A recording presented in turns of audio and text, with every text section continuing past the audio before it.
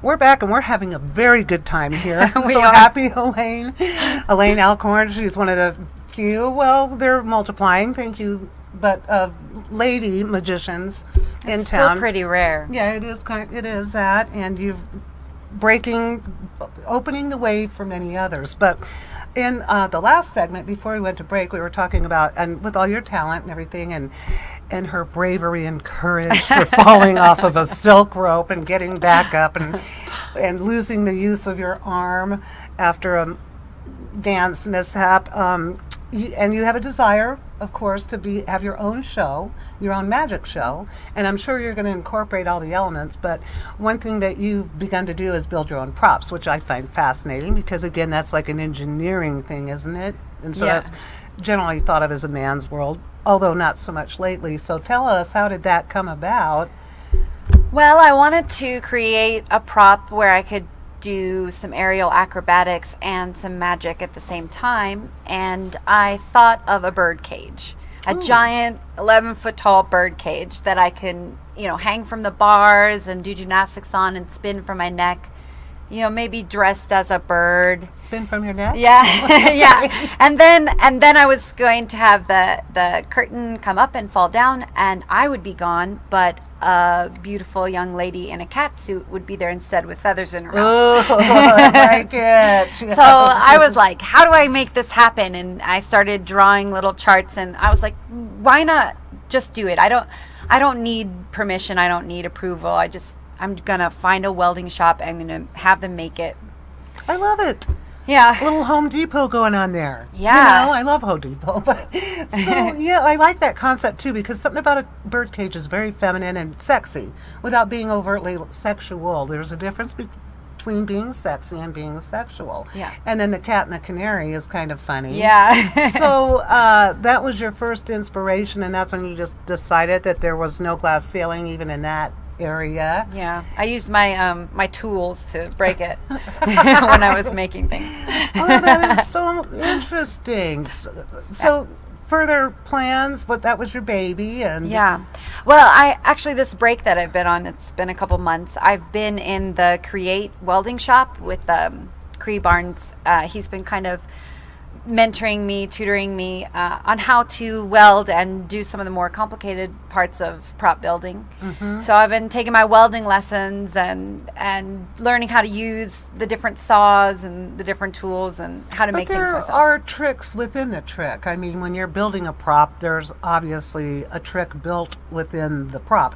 It wouldn't be like me building a bird cage to hang in my backyard, right? I mean, you have to factor in elements of like a drop door. Oh, no, it's just magic. That's right. What am I thinking of? It's all just I wave my fingers and everything happens.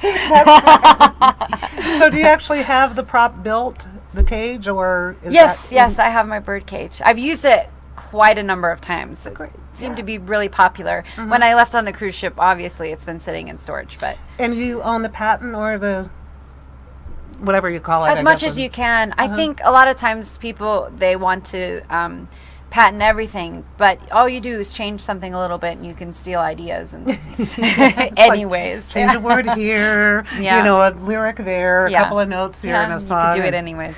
Has a kind of a fun question, and have you ever had one of your props backfire on you? Or Oh yeah, I think every magician has had some point in their career where they're standing on a stage in front of hundreds of people with pie on their face. It's bound to happen if you're doing the work long enough. Something's bound to go wrong. Does anything pop out at you? Oh, I fell off a box one time. That was pretty embarrassing. We were doing the switch where the dancer boy puts me in a straitjacket and then in a sack, and then he puts me in the box and he locks up the box, and how am I ever going to get out? And he stands on top of the box and he raises the curtain and he drops it, and then I appear and he's inside the box. Wow, right? Yeah. So I appear, and then immediately after I fall off the back of the box. And you have to stand up and just be like, ta-da! 'Cause what are you gonna do? The show must go on. Yeah. That's so funny. But the trick was never revealed. Like, Oh, the good. trick still worked and everything. Okay, well, I think that would probably upset him more. And did he know that you'd fallen off the box? I don't think so. I think Okay. he was busy inside of the box, Right. all locked in tight. Right. So he had no idea. No. Well, I admire your spunk and your spirit. Thank you. You're welcome. So, and that was about the worst thing that ever happened as far as. Oh, I think so. Yeah. I think there's been lots of little stuff, but that was the funniest, at least. Yeah, well, you have a good sense of humor, obviously. And you're very resilient. You're like a little rubber ball. Yeah.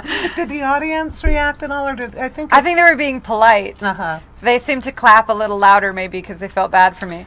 I've noticed that, but I've also noticed audiences are generally pretty nice and polite people. Because Oh, of I have course. seen shows where something You don't went pay all wrong. that money to go see a show just to. Well, some people do. Yeah. But I think, too, it depends on how quickly you recover. And you must have just jumped right back up and kept that big smile. And I think if I make a connection with the audience that's real, and then they're on my side, and then everything that happens to me happens to us in the room. We're all in the journey together. well, that's a lovely way to put Yeah. it. That's a nice sentiment. I believe you. I mean, having been in the audience myself, I think that's really a... and speaking of which, back to the male-female magician, and the sidekick, which you are, generally, the woman is as important as the man, but the man seems to have all the control and get all the attention. Yeah, I used to say that it was the one in the box doing all the work. It was the assistants is the magic. The man's like waving his hands, and then the Right. girl's like, ta-da! She's the one doing all the work. Yeah, I've seen that with a lot of magic shows. It might be kind of fun to do a show where it starts out the guy looks like he's really in control, but then And then it switches. the Oh, that's assistant. a great Yeah, idea. I think Stop that would talking be- about it. Someone's okay, going to steal that it. is only here on That's So Vegas. You heard it first, and she's a witness. So we'll Yeah. talk after the show. Maybe Yeah. I'll go in the cruise with you, and we could Yeah, I'd like that. yeah, it'd be a lot of fun. Those cruise ships are fun. Like I said, I always hung out with the entertainers and the bartenders. They're the Yeah, most fun. they're the ones that are and fun. The interaction with the passengers and all that. So now with Connie, back to Connie,